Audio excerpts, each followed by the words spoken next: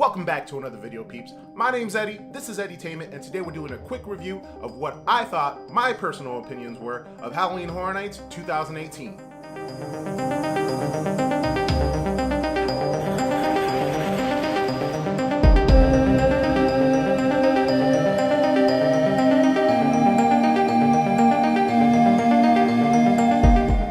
Now, before we get started, I wanted to take a quick moment to thank you guys.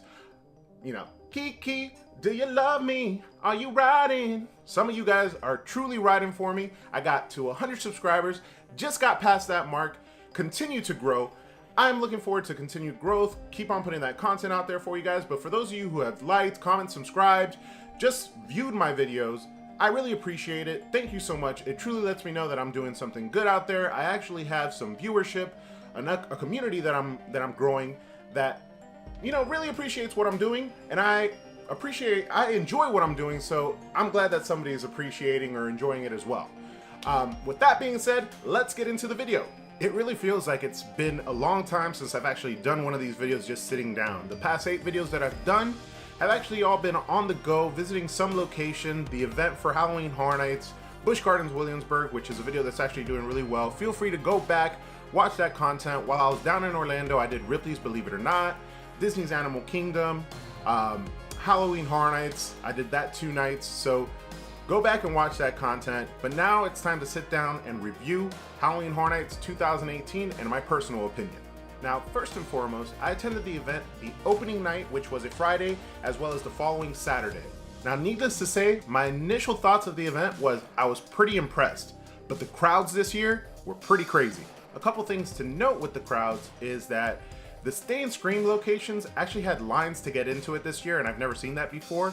And within 30 minutes of the park actually opening up to the general public, the lines for the major houses like Stranger Things and Poltergeist were already above 90 minutes at times. Now, my overall impression of all the houses, although not all of them were amazing, the majority of them were. I enjoyed my time at every single house.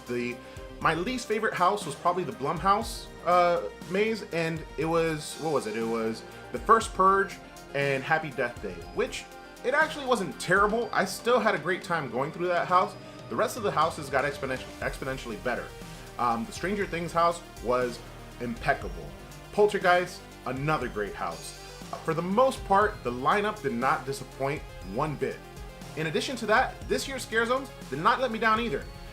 Killer Clowns from Outer Space has to go hands down as the best scare zone this year. The costumes for the clowns, how enormous they were, how life-size they were compared to what you saw in the movies. You saw some of the like hand puppets against the reflection of the buildings, the cocoons from cotton candy with humans inside of them. It was crazy.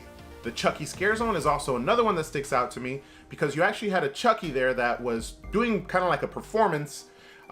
He'd sing like a ritualistic thing that like brought him to life in the movies. He'd talk and kind of, poke fun at some of the audience members. It was really cool, kind of interactive, kind of helped, get some of the crowds over to him and help out with the overall traffic flow and management. But yeah, that was another scare zone that was great. The other scare zones I can't say necessarily stuck out too much to me, but none of them stuck out as necessarily bad. Now, a few things to look out for this year are the snacks and merchandise. I myself am wearing a trick-or-treat shirt, which I think, I went into the store looking for my favorite Halloween Horror Nights shirt. I always take one back, and I gotta say, this one to me was the coolest. I almost got the one with Michael Myers on it. I was really in between the two. Michael Myers, as you guys know, is my favorite slasher and really the reason why I'm into this genre. But I ended up going home with the Trick or Treat shirt, so I may go back online and actually purchase the Michael Myers shirt just for nostalgia. But the merchandise in general was actually really cool. The Stranger Things merchandise and also the snacks that were provided this year. A lot of them were Stranger Things themed, but they actually tasted really good. You had the waffle on a stick, you had some other waffle snacks, some cookies and whatnots.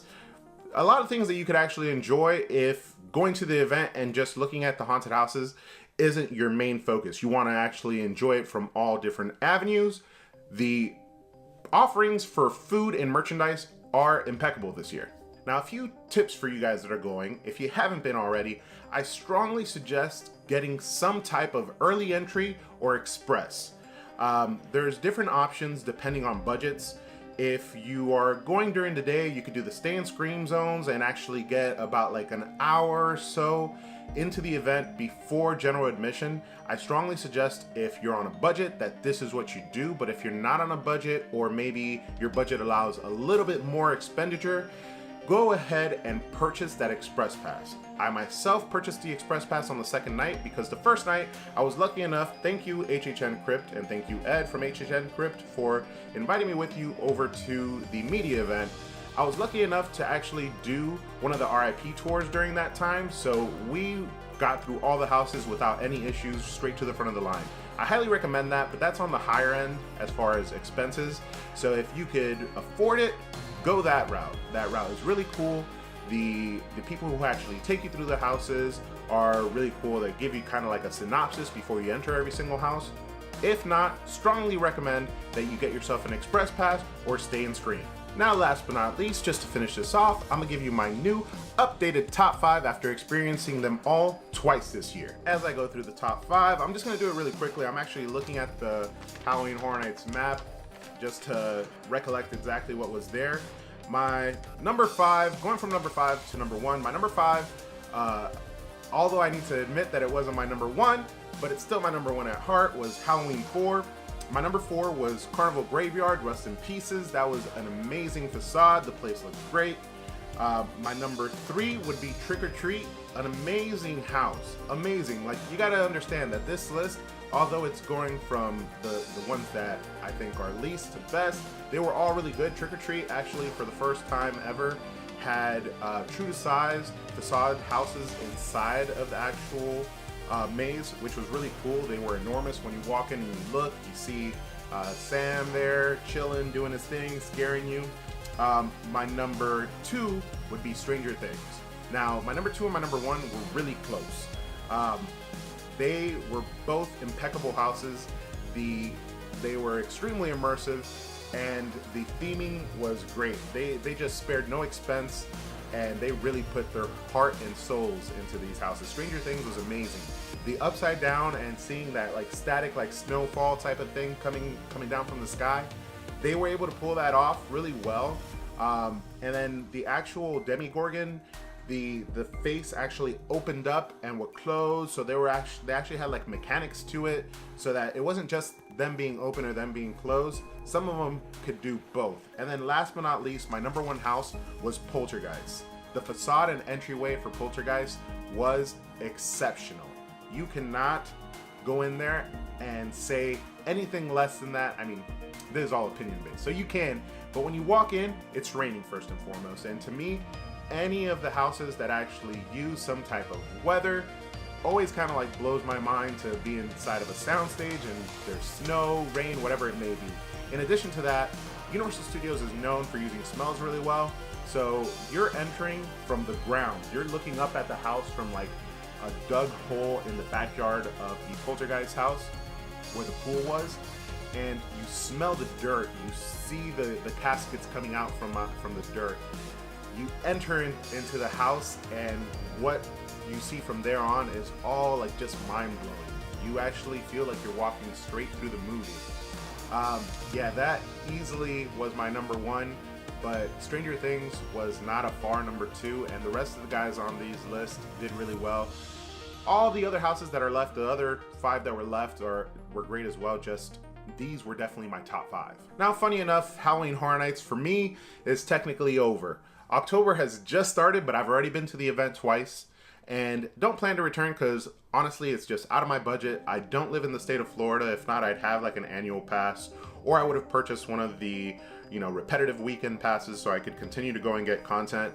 My local event is actually Busch Gardens Williamsburg, which I will be going to again. I've already put up a video of Busch Gardens Williamsburg, and it's doing very well, so I'm assuming that the content that I put out for Busch Gardens Williamsburg is extremely entertaining. People are enjoying it. It's grown in 6 days. I think I'm well over 600 views, so go ahead and check that out. Check out the Halloween Horror Nights content that I put out for the media event, the RIP tour, And then before this video actually goes out, or by the time that you see this video, I should also have Ripley's Believe It or Not on iDrive in Orlando. That should be up as well. I did a tour of that whole entire place, which is another cool place that you could do when you're going to Orlando and not necessarily experiencing the theme parks or the Halloween event.